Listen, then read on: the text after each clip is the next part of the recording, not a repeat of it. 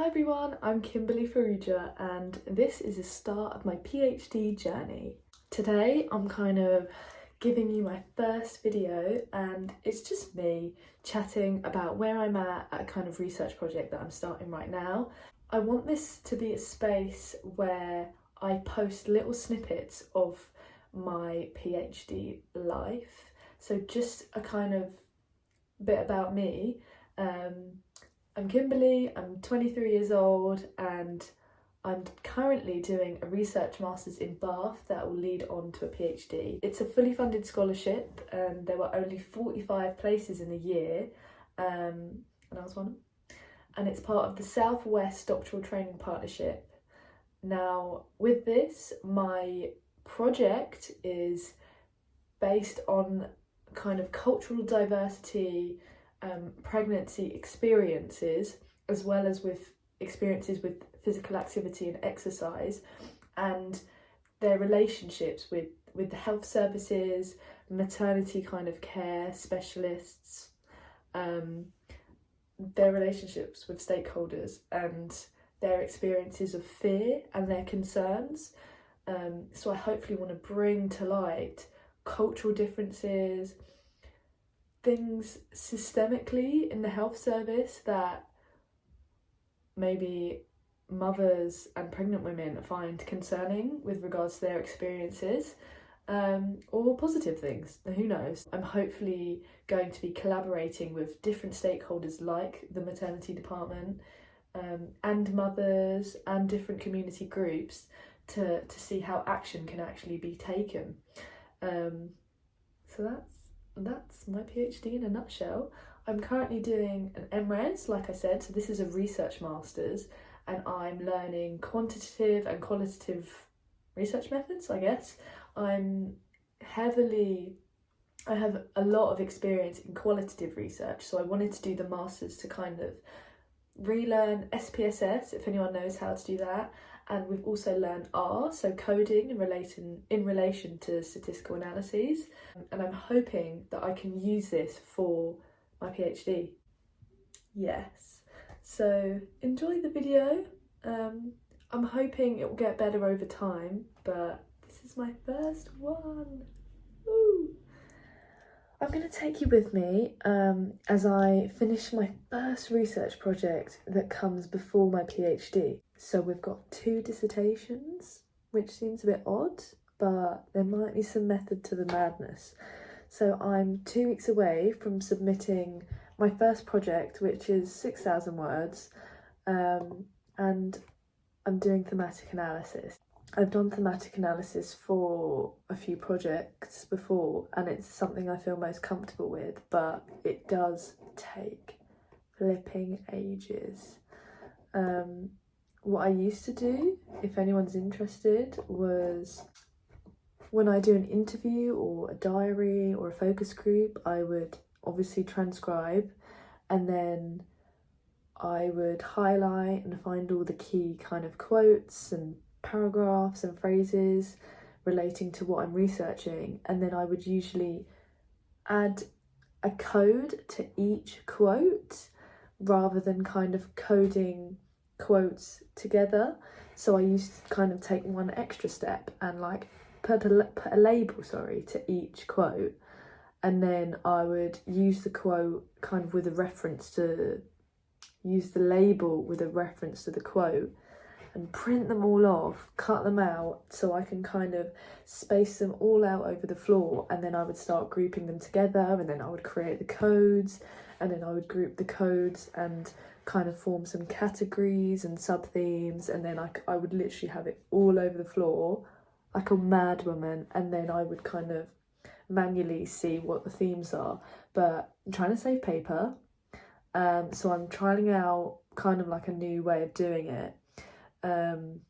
Without giving too much away, I'll kind of show the process now. I have my transcriptions of each person's interview, and what I've done is I've kind of started off with like highlights, colour highlighter, oh my gosh, and then started a rough kind of deductive approach to coding, and so I've gone through and highlighted each case like that. So that's my first step. So I kind of know an area of where they're going. And then what I've done this time is the things that I've highlighted, so I don't really want to focus too much on that. I've kind of put these as like a concept, and I can move these around. These are inductive codes as to kind of what I found out from the data. And these are the codes I started off with, colour coded. And then what I'm doing, I'm adding the quotes here. These are the raw quotes. And then I'm labelling where I can and kind of grouping things. So this is related to the participant. And so I can kind of get a feel when I complete this, who said what and why. So that is kind of where I'm at right now with this work that's due in a few weeks. Any research that I do now, I am starting to build up towards my PhD, which is actually quite helpful because you kind of get a feel of what research is already out there, and then you've got a few little projects to kind of start your first proper study in the PhD. So wish me luck, I'm going to get typing. So finally, I thought I'd just kind of give an overview of thematic analysis in the quickest way possible. So you should go and look into Braun and Clarke's research. They are the holy grails for thematic analysis. Anything from maybe 2012 upwards, because they said they've kind of grown from where they were at the beginning. So if you are planning to use their framework for thematic analysis, then go from 2012 onwards. They've got a really good paper. It is the 2012 paper that gives you each step for thematic analysis, but I'll run through it quickly here. I'll put them here. So you've got step 1, I don't know where I'm pointing, is familiarization with your work. So this is like reading through your transcripts, and if you don't want to have if you don't have time to read it through before you do any coding, I would suggest reading through and coding, and then kind of going through each time you come back to your coding or highlighting, go from the start, because you might have missed something, or you think, actually, I don't like it with that code, and then you go back and change.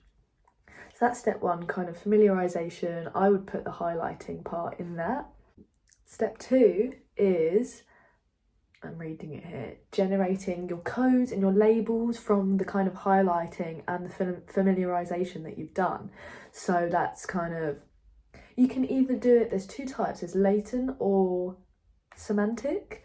I believe latent is kind of where you use your researcher skills, and if you're kind of looking in particular frameworks or theories, you kind of make links with that. So if someone's kind of talking about, I need someone in front of me to do exercise, otherwise I literally won't do it, that kind of screams external motivation, that kind of thing, if you know what that means.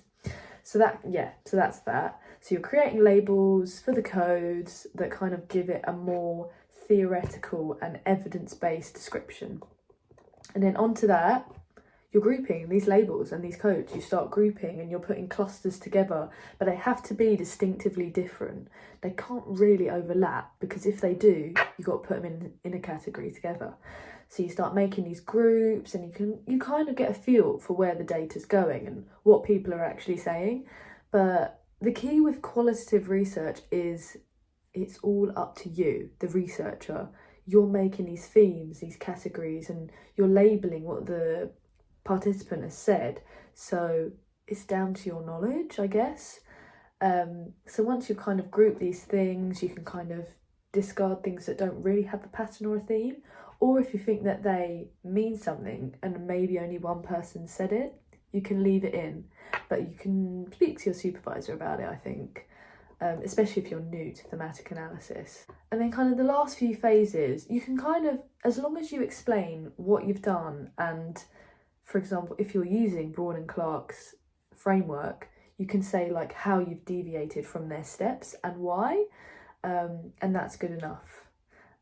So the next part, once you've grouped these themes, is reviewing them, having a look, getting better names for them, like looking, does this make sense? So then with that, you can kind of draw a map a theoretical map or framework to show what the big themes are and what are the sub-themes and how they link. Kind of like a brainstorm that you can actually add into your paper, either in the appendix or in the actual paper. And then kind of the last few steps is like writing it up and reporting it, but that's a whole separate thing, is how to report qualitative research.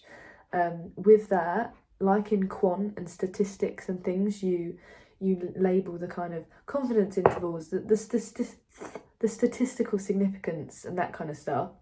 You're evidencing your work by providing the quotes.